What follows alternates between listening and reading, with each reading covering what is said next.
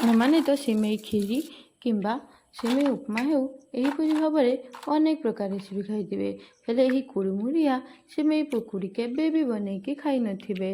आज मुझे नहीं आसी सिमेई पकुड़ी जहाँ को बनवा बहुत सहज और खाइबा बहुत टेस्टी। नमस्कार, जय जगन्नाथ, स्वागत जनाऊँगी आपण मानकर चैनल तोसी किचन ब्लॉग्स रे। आज आम सिमेई पकुड़ी बनैबा जहाँपाई मुझे मोटा दाना सिमेई नहीं, पतला दाना जमार भी नेबे नहीं।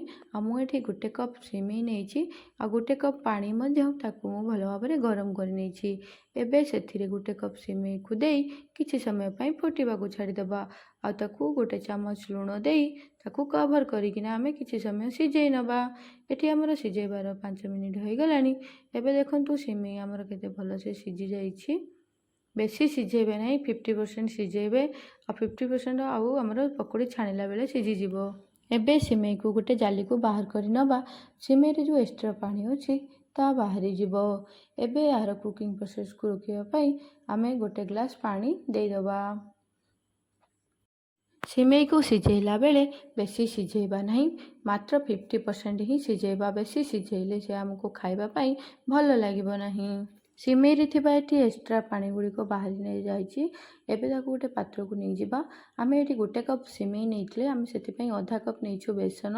आमे सिमेई को सिझेला बेले लुण पकेइथिलु, सेति पई आमे बेसन रे जेतिकी लुण आवश्यक सेतिकी पकेइबु। एबे सेथिरे दे दबा गोटे चामच लंका गुंड, गोटे चामच गरम मसला, गोटे चामच दे दबा चाट मसला आउ अधा चामच दे दबा हळदी आउ किछि भृषंग पत्र देई ताकू भल भाव में आमे मिसेई नबा। सिमेई को मिसेइला बेले सेथिरे आमे जम्मा भी पानी दबा नहीं। सिमेई जेतिकी उदा अछि आमर सेतिकी रे हेइजिवो। एही कुड़मुड़िया सिमेई पकुड़ी को आपण थरे बनईकी खाइले बारंबार बनईकिना खाइबे।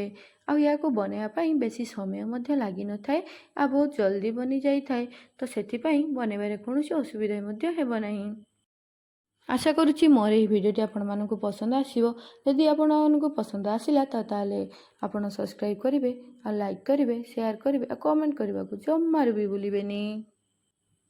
एबे सबू को भल भाव में मिसई सारिला परे तार एमती छोट छोट गोला करिकिना आमे ताकू छाणी नबा।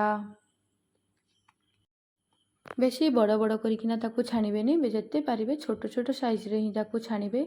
खाइबा पाई जेतिकी बढ़िया लागिबो ता क्रिस्पी मध्य बहुत समय पाई रहिबो।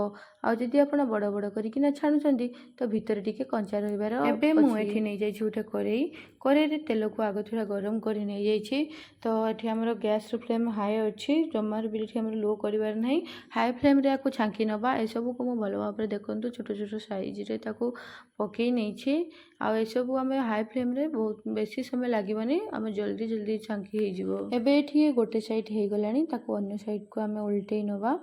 देखंतु केते बढ़िया से हमर पूरा बड़ पकुड़ी गुडी को पूरा एही पकुड़ी को आपण निज घरे निश्चित बनांतु आ सांग मानक सहित रिलेटिव मानक सहित निश्चित शेयर करंतु। एबे हमर पकुड़ी एठी भलो भाव रे हे गलानी। एबे ताकू बाहर करि नबा। यही पकुड़ी बनैबा पाई एते कम समय लागिबो आपण भाबी भी पारिबेनी। जल्दी जल्दी रे थिले एही पकुड़ी निश्चित बनैकी खांतु। एही परि भाव रे आमे सबु तक पकुड़ी को हमर छाणी नबा। मु एठी दुई प्रकार शेप रे पकुड़ी गुडी को छाणी नैछि।